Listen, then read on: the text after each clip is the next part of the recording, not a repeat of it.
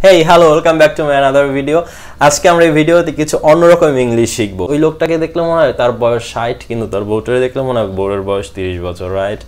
আর আমরা আরো কিছু বলে থাকি যে এই রহিমের জন্য ট্যুরটা ক্যান্সেল হয়ে গেল। তারপর আমরা বলে থাকি জব্বার স্যার স্টুডেন্টদের সাথে খুব ভালো ব্যবহার করে কিন্তু অন্যান্য স্যাররা খুবই খারাপ ব্যবহার করে। এই ধরনের সেন্টেন্সগুলো আমরা আমাদের ডেইলি লাইফে হরহামেশা ইউজ করে থাকি। এখন এই সেন্টেন্সগুলোকে আমরা কিভাবে ইংলিশে ডিসক্রাইব করতে পারবো আর আমাদের স্পোকেন ইংলিশকে আরো ডেভেলপ আর আরো স্মার্ট করে মানুষের সামনে প্রেজেন্ট করতে পারবো। So let's start the video.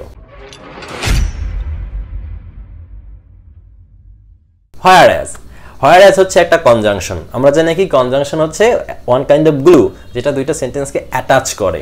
এখন আমরা শুধু জানি কি অ্যান্ড, বাট, অর, বিকজ এগুলোই কনজাংশন না। এই কনজাংশন বাইরেও অনেক কনজাংশন আছে যেগুলো আমাদের ডেইলি লাইফে ইউজ করতে পারলে আমরা আমাদের স্পিচটাকে আরো স্মুথ, আরো প্রফেশনাল, আরো শুনতে যেন মনে হবে যে সে খুব বড় একজন ইংলিশ স্পিকার, বিশাল একজন জ্ঞানী বিজ্ঞানী লোক চলে এসেছে। কিন্তু এই কনজাংশনগুলোকে আমাদের ইউজ করা শিখতে হবে। তো whereas হচ্ছে এরকম একটি কনজাংশন যেটাকে ব্যবহার করা হয় দুটি বিপরীতার্থক অর্থবোধক সেন্টেন্সকে একত্রিত করার জন্য।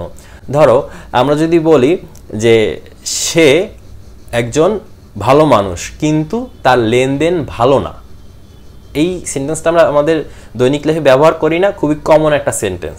সে লোক হিসাবে ভালো কিন্তু তার লেনদেন ভালো না, অথবা সে লোক হিসাবে ভালো না কিন্তু তার লেনদেন খুব ভালো। এই যে সেন্টেন্সগুলোকে, এই যে বিপরীতার্থক শব্দ, একটা সেম সেন্টেন্সে দুটো বিপরীতার্থক শব্দ আমরা পাচ্ছি, এই টাইপ সেন্টেন্সকে অ্যাটাচ করার জন্য, এগুলোকে শর্টলি ডিসক্রাইব করার জন্য আমরা whereas ইউজ করতে পারি। ধরো আমরা বললাম he is not a good man but he talk politely with the peoples. এখন এখানে আমরা বাট ব্যবহার করলাম, বাটের জায়গায় যদি আমরা ব্যবহার করি whereas, he is not a good man whereas he talk to people politely, it sounds more professional, right? So start using whereas. I am giving you a couple of examples to make this concept more smooth and more easier for you. For the first example, তার বয়স 60 কিন্তু তার বউয়ের বয়স 30। এটাকে আমরা ইংলিশে এভাবে বলতে পারি he must be 60 whereas her wife looks like 30.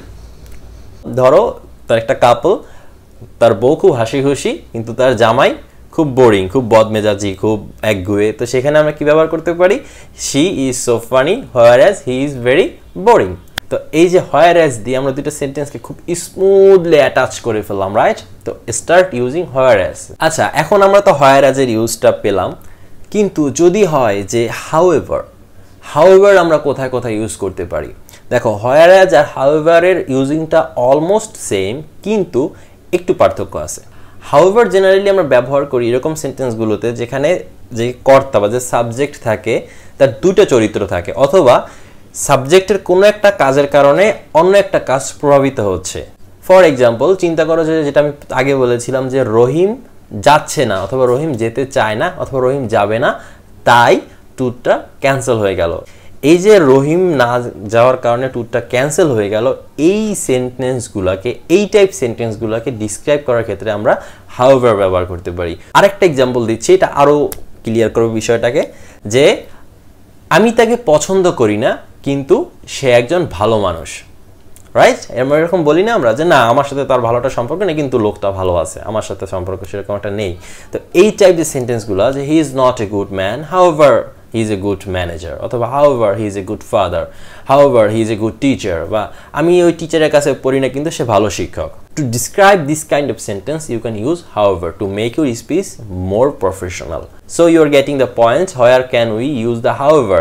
And then meanwhile, it's very important that আমরা জেনারেলি ইউজ করি by the way. By the way এর পরিবর্তে আমরা মিন হোয়াইল ইউজ করতে পারি, কারণ by the way it's looks local, like local English, everyone can use by the way. By the way I am eating, by the way I am not going there, by the way you are not in my friend list, anything with by the way. But by the ওয়ের পরিবর্তে তুমি start using meanwhile. For example, meanwhile another problem arose with the nuclear power plants. Meanwhile, by the way, আমরা এখানে কি বলতে পারতাম? by the way another problem arose with the nuclear power plant. কি হলো যে আমরা মনে করলাম যে ওই পাওয়ার প্ল্যান্টটা খুব ভালোভাবে রাইজ করতেছে খুব ভালো প্রফিট করতেছে, কিন্তু তখনই একটা সমস্যা দেখা দিল। এই যে তখনই, এইটাই আমরা মিন হোয়াইল, এই মিন হোয়াইলটা সাধারণত একটা নাউন হিসেবে ব্যবহার করা হয়, কিন্তু আমরা কিছু কিছু জায়গায় কনজাংশন হিসেবে ব্যবহার করতে পারি। যে তার বাবা তাকে রাগ করলো কিন্তু সে কিছু মনে করলো না। His father is very angry with him, meanwhile he is very relax in this time. আমি আরেকটা এক্সাম্পল দিচ্ছি কনসেপ্টটাকে আরেকটু ক্লিয়ার করার জন্য। Meanwhile your job application has been declined. তো কি দিয়ে বললাম আমরা? Meanwhile. আমরা এখানে বলতে পারতাম by the way, but using meanwhile giving the extra expression, extra concentration to the sentence that who is speaking like this, mean while your job application has been declined. For the last we can use, আমরা as usual use করি finally, in the end আমরা বলি finally I got the scholarship, finally I got the proposal from that lady, finally we will go there, something like that. We are using finally, but try to stop using finally or stop using at the end. Try to start using eventually. It's very very very professional word, eventually. When you give lots of effort to get one thing, then after getting the thing you are describe this, finally I got the thing. But try to speak, try to use eventually instead of finally, that after giving lots of effort eventually I got the scholarship. So যেটা আমরা পেলাম যে আমরা finally অথবা at the end এর পরিবর্তে eventually-টা use করতে পারি। To make this concept more clear, I am giving you a couple of examples. Maybe it will take too long, but we will eventually make it. It's a very good sentence. Maybe it will take too long, মানে আমার ধরো আমার এই YouTube চ্যানেলটা দাঁড়াতে অনেক সময় লাগবে, but at the end I think I can make it. Instead of using at the end I can use eventually. Okay, eventually এখানে বলতে পারি eventually I can make it. I think you should eventually change your style. That eventually change your style, মানে শেষে, মানে এই সব কার্যক্রমের শেষে এখন তোমার হেয়ার কাটটাকে অথবা তোমার বডি ল্যাঙ্গুয়েজটাকে অথবা তোমার ড্রেস আপটাকে চেঞ্জ করতে হবে। By using eventually, again I am making this sentence more heavy. So আমরা আজকে কি ইউজ করা শিখলাম?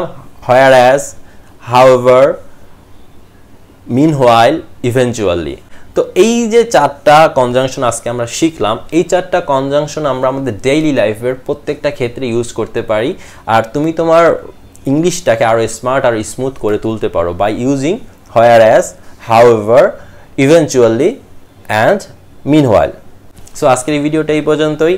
আমার ভিডিওটি নেক্সট পার্টটি দেখার জন্য অনুরোধ রইল। যদি ভালো লাগে অবশ্যই সাবস্ক্রাইব করে দিবেন, অবশ্যই কমেন্ট করে আমাকে জানাবেন। আর আপনাদের যে কোনো বিষয়ে যদি কোনো ধরনের ভিডিওর প্রয়োজন হয় আমাকে কমেন্ট বক্সে জানালে আমি সেই বিষয়ে সেই টপিকের উপরে ভিডিও করার চেষ্টা করব। ভালো থাকবেন, সুস্থ থাকবেন, আমার জন্য দোয়া করবেন। Bye bye.